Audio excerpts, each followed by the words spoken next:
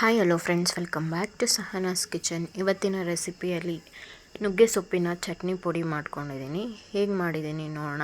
Ingredients ಬಂದು ನುಗ್ಗೆ ಸೊಪ್ಪು, ಕರ್ಬೇವಿನ ಸೊಪ್ಪು, ಹುಣಸೆ ಹಣ್ಣು, ಬೆಳ್ಳುಳ್ಳಿ, ಒಣಮೆಣ್ಸಿನ್ಕಾಯಿ, ಹಾಗೆ 1 ಸ್ಪೂನ್ ಕಡಲೆಬೇಳೆ, 1 ಸ್ಪೂನ್ ಧನಿಯಾ, 1 ಸ್ಪೂನ್ ಕಡಲೆಬೀಜ, 1 ಸ್ಪೂನ್ ಕಡಲೆಬೇಳೆ.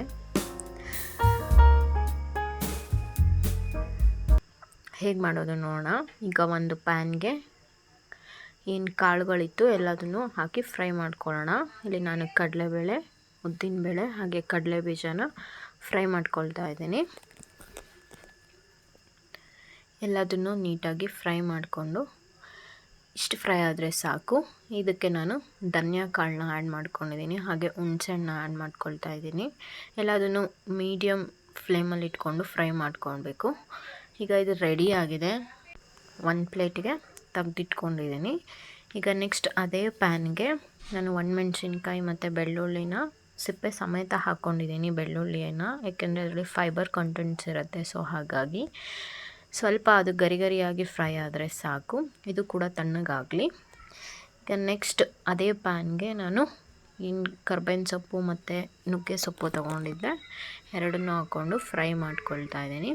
ಇಲ್ಲಿ ಆಯಿಲಲ್ಲಿ ನಾನು ಫ್ರೈ ಮಾಡ್ಕೊಳ್ತಾ ಇದ್ದೀನಿ.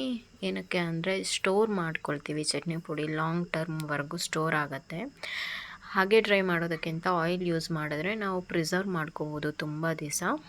ಈಗ ಇದು ರೆಡಿ ಆಗಿದೆ. ಇಷ್ಟು ಫ್ರೈ ಆದರೆ ಸಾಕು. ಈಗ ಇದೆಲ್ಲ ತಣ್ಣಗಾಗಿದೆ.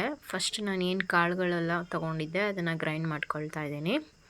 ಅದಕ್ಕೆ ಸ್ವಲ್ಪ ಸಾಲ್ಟ್, ರುಚಿಗೆ ತಕ್ಕಷ್ಟು ಎಷ್ಟು ಬೇಕೋ ಅಷ್ಟು, ಹಾಗೆ ಇಂಗನ್ನು ಆ್ಯಡ್ ಮಾಡ್ಕೊಂಡಿದ್ದೀನಿ.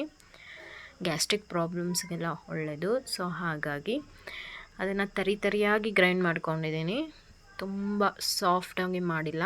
ಈಗ ಅದಕ್ಕೆ ಏನು ಸೊಪ್ಪು ಫ್ರೈ ಮಾಡ್ಕೊಂಡಿರೋದಿದೆ ಅದನ್ನು ಆ್ಯಡ್ ಮಾಡ್ಕೊಳ್ತಾ ಇದ್ದೀನಿ. ಹಾಗೆ ನುಗ್ಗೆ ಸೊಪ್ಪಲ್ಲಿ ತುಂಬಾ ವಿಟಮಿನ್ಸ್ ಇದೆ. ಏನು ಹೇರ್ ಗ್ರೋತಿಗಾಗಿರ್ಬೋದು, ವೆಯ್ಟ್ ಲಾಸ್ಗಾಗಿರ್ಬೋದು, ಮತ್ತು ತುಂಬ ಚೆನ್ನಾಗಿ ಡೈಜೆಷನ್ ಆಗುತ್ತೆ. ಹಾರ್ಟ್ ಡಿಸೀಸ್ಗೆ ಒಳ್ಳೆಯದು, ಕೊಲೆಸ್ಟ್ರಾಲ್ನ ಕಮ್ಮಿ ಮಾಡುತ್ತೆ, ಡಯಾಬಿಟಿಕ್ ಅವ್ರಿಗೆ, ಮತ್ತು ಬ್ಲಡ್ ಶುಗರ್ ಲೆವೆಲ್ನು ಕೂಡ ಕಮ್ಮಿ ಮಾಡುತ್ತೆ. ಸೊ ನಾವು ಈ ನುಗ್ಗೆ ಸೊಪ್ಪನ್ನ ಯಾವಾಗೂ ನಮ್ಮ ಫುಡ್ಡಲ್ಲಿ ಇನ್ವಾಲ್ವ್ ಮಾಡ್ಕೊಳ್ಳೋದ್ರಿಂದ ಹೆಲ್ತಿಗೆ ತುಂಬ ಬೆನಿಫಿಟ್ಸ್ ಇದೆ. ಸೊ ಹಾಗಾಗಿ ಈ ಥರ ಚಟ್ನಿ ಪೌಡರ್ನ ಮಾಡಿಕೊಂಡು ನಾವು ಯೂಸ್ ಮಾಡ್ಕೋಬೋದು. ಇದನ್ನು ವೀಕ್ಲಿ ಟ್ವೈಸ್ ಆರ್ ಥ್ರೈಸ್ನ ನಾವು ಊಟ ತಿನ್ನೋದ್ರಲ್ಲಿ ಚಪಾತಿ ಆಗಿರ್ಬೋದು, ರೈಸ್ ಜೊತೆ ಆಗಿರ್ಬೋದು ತಿನ್ಬೋದು. ನಾನಿಲ್ಲಿ ಇದನ್ನು ಚಟ್ನಿ ಪುಡಿನ ನಾನು ರೈಸ್ಗೆ ತುಪ್ಪ ಹಾಕ್ಕೊಂಡು ಮಿಕ್ಸ್ ಮಾಡಿಕೊಂಡು ಟೇಸ್ಟ್ ಮಾಡ್ತಾಯಿದ್ದೀನಿ. ತುಂಬ ಚೆನ್ನಾಗಿತ್ತು. ನಿಮಗೆ ಇಷ್ಟ ಆಗಿದ್ರೆ ನೀವು ಕೂಡ ಟ್ರೈ ಮಾಡಿ ಹೇಗಿತ್ತು ಅಂತ ಕಮೆಂಟ್ ಮೂಲಕ ತಿಳಿಸಿ. Thank you for watching.